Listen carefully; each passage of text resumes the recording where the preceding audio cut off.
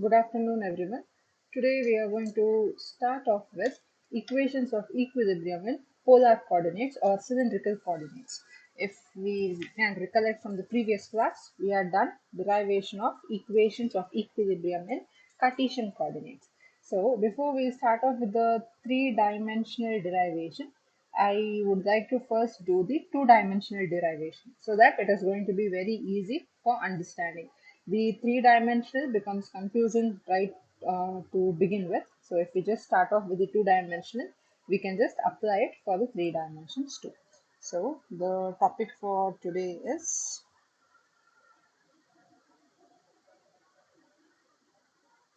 derivation of equations of equilibrium in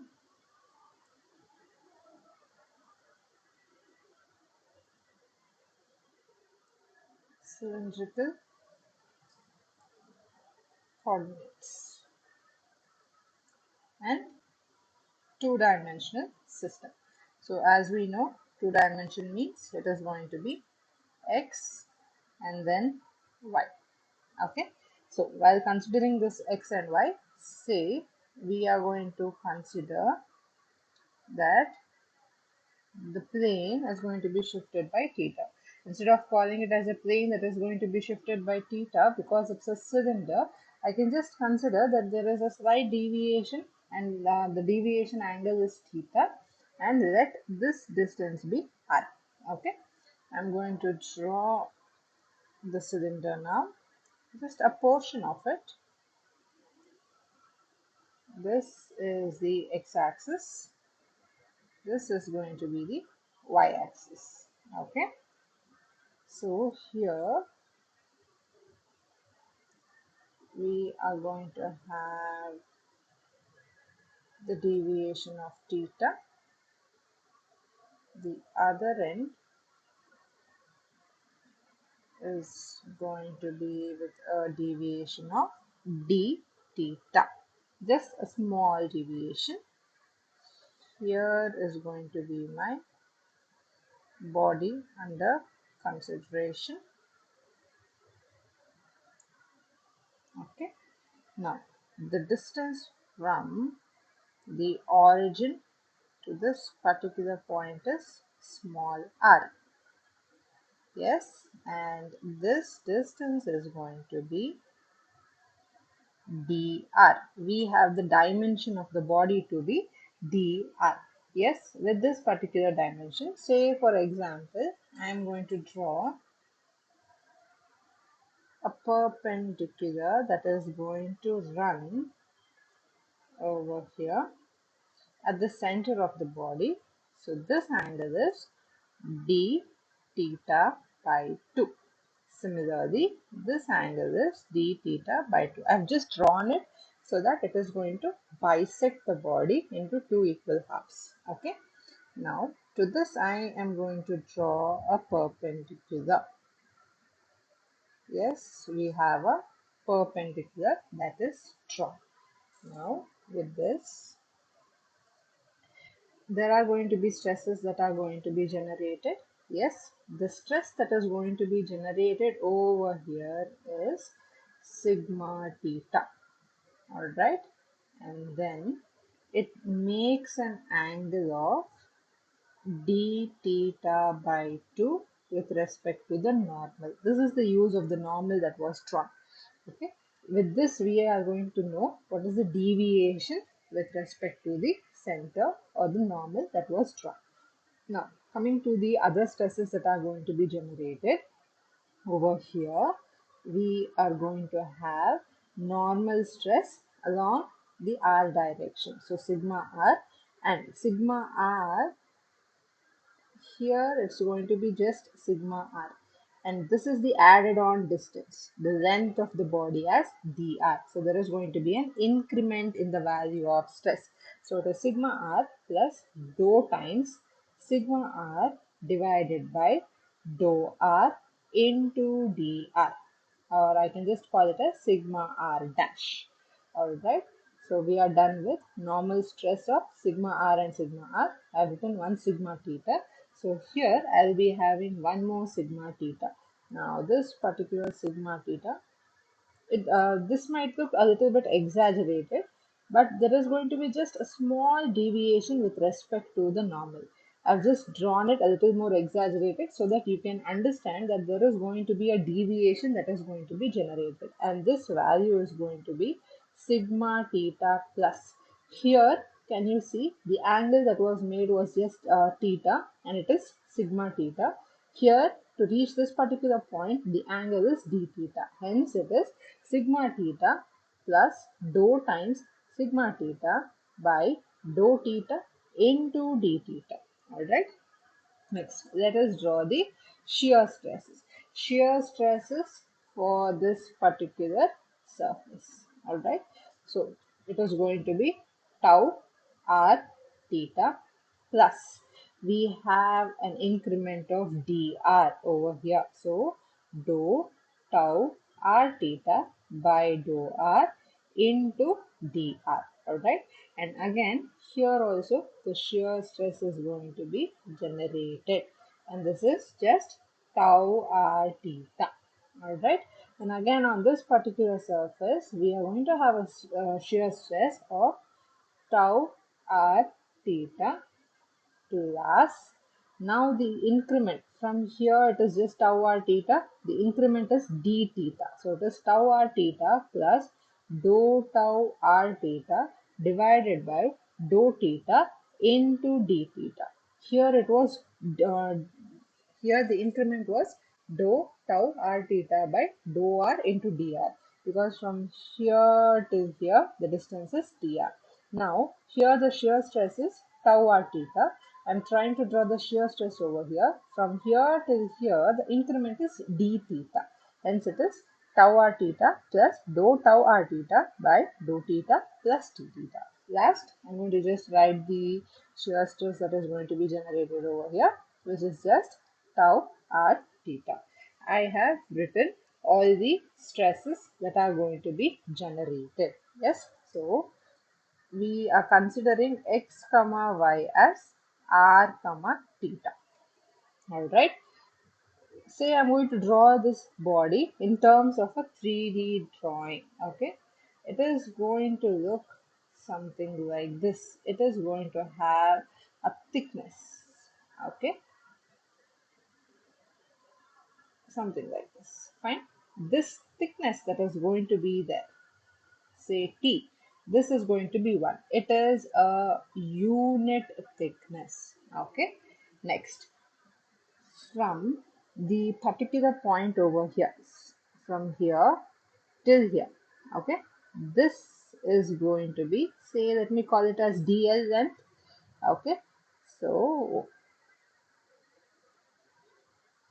from this point that I have drawn, say this is going to be DL dash.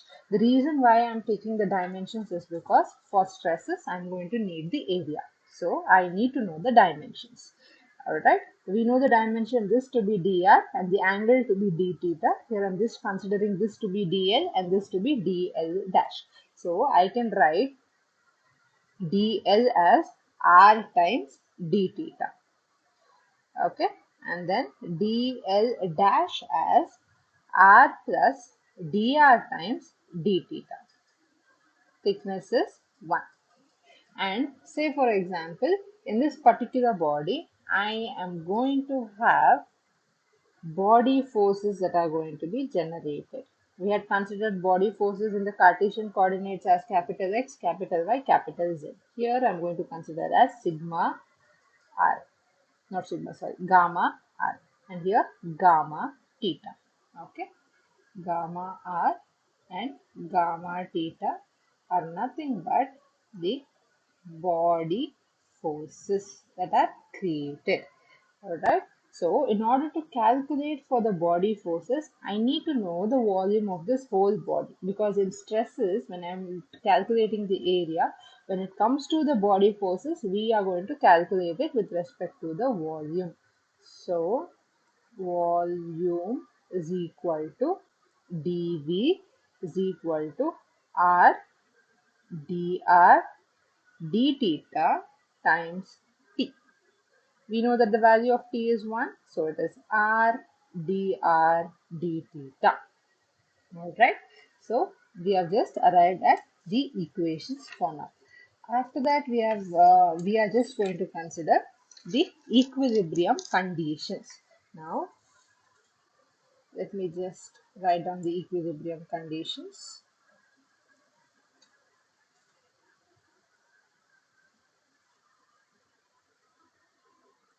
Say I am going to write it as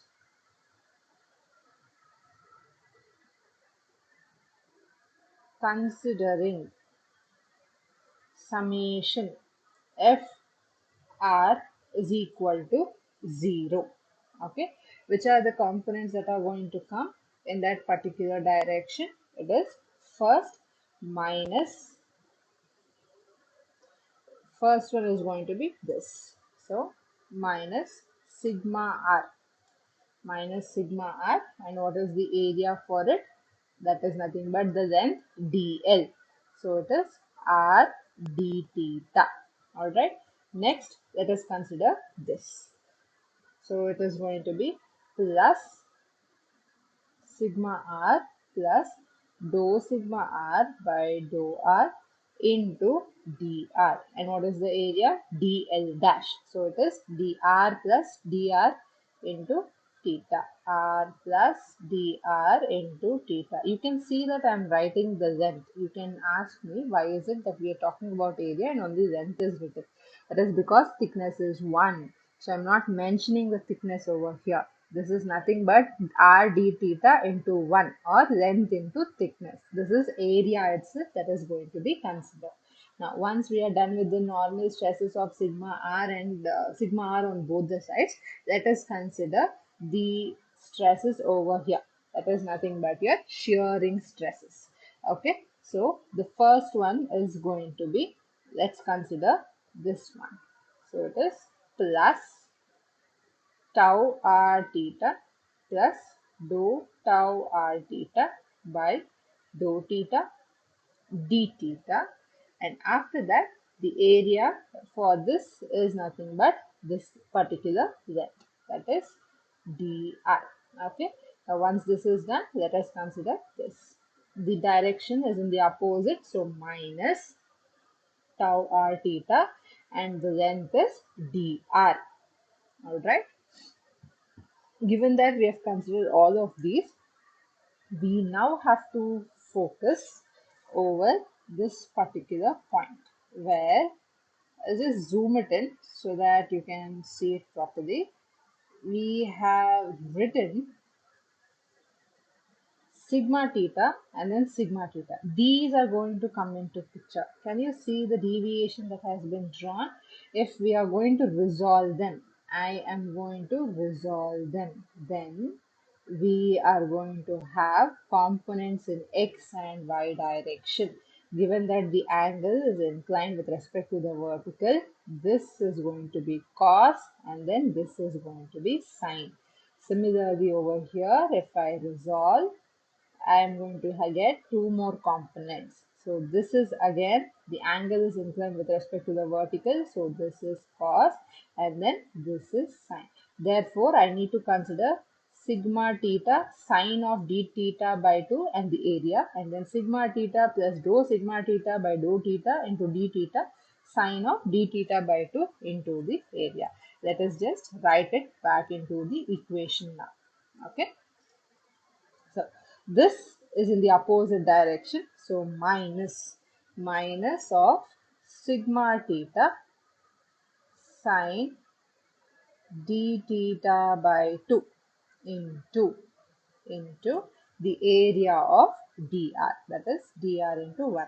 Okay, and then the other one, this is also in the negative direction, so it is minus sigma theta plus dou sigma theta by dou theta into d theta into the area dr, and then the sine component sine d theta by 2.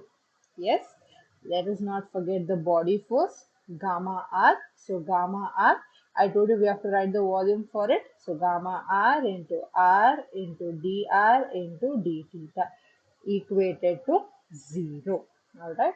Now I'm going to just open up all the brackets, multiply them. So minus sigma r into r d theta plus sigma r into r into d theta plus dou sigma r by dou r into dr into r d theta plus sigma r into dr d theta plus dou sigma r by dou r dr into dr d theta plus tau r theta into dr plus dou tau r theta by dou theta d theta dr minus tau r theta dr minus sigma theta sin d theta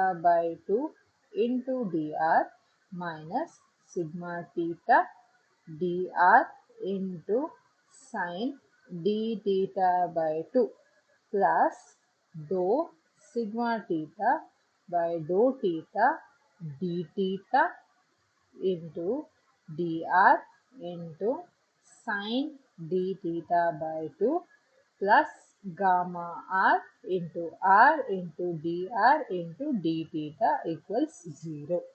Okay. Next, let us write this. We are going to neglect the higher order terms. Neglect higher order terms. Okay, the higher order terms that are going to be neglected are nothing but dr into dr. These kind of terms are going to be ignored. And then consider sine of d theta by 2 as just d theta by 2. So after neglecting the higher order terms and considering sine d theta almost equivalent to d theta by 2, this gets reduced to d theta by 2. This gets reduced to d theta by 2. We can cancel minus sigma r d theta with plus sigma r d theta. And then we have one more term over here, tau r theta dr plus and then minus tau r theta dr. So the rest terms that are going to be left over, let us start writing them down. That is dou sigma r by dou r into dou sigma r by dou r into r into dr into d theta plus sigma r dr d theta. Sigma r dr d theta. And then plus we are going to have, I'm going to ignore this particular term because we have written neglecting higher order terms. Okay, so dr into d theta, this is a higher order term. So this gets neglected. Alright, next is dou tau r theta by dou theta into d theta into dr. Alright, then minus sigma theta into d theta by 2 into dr. That is this term. Then again minus sigma theta into d theta by 2 into dr. This term. And then this term is also going to be neglected because it's a higher order term. Last we have gamma r into dr into d theta equivalent to 0. So I'm going to divide the entire equation by r, dr and then d theta.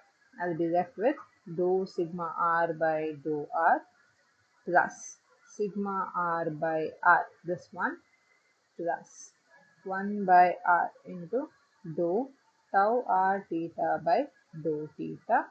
And then these two equations, I can just write it as minus sigma theta into d theta into dr, because d theta by 2 plus d theta minus of sigma theta d theta by 2 into dr minus sigma theta d theta by 2 into dr. If I just take the LCM out, if you just try to add them, you're going to just be getting sigma theta d theta into dr. So minus sigma theta into d theta into dr, and then we have plus gamma r equals 0. We have not divided this particular term with this, so I'm going to just divide it. So this is divided by r dr dt. I've written just exactly as it is, so let us divide it and write. So it is going to be dou sigma r by dou r plus sigma r by r plus 1 by r into dou tau r theta by dou theta minus sigma theta by r plus gamma r equals 0. Can you see we have the same denominator? So I can just write dou sigma r by dou r plus 1 by r dou tau r theta by dou theta plus sigma r minus sigma theta whole divided by r plus gamma r equals 0. Here we have derived the equation of equilibrium. Yes, we have just arrived at the equation of equilibrium, and that too in 2 dimensions. I haven't taken up the 3-dimension formula yet. This is only for 2 dimensions. We can write the equation for now we have just considered xy plane. If we consider yz plane, there's a different equation. If we consider zx plane, there is going to be a different equation.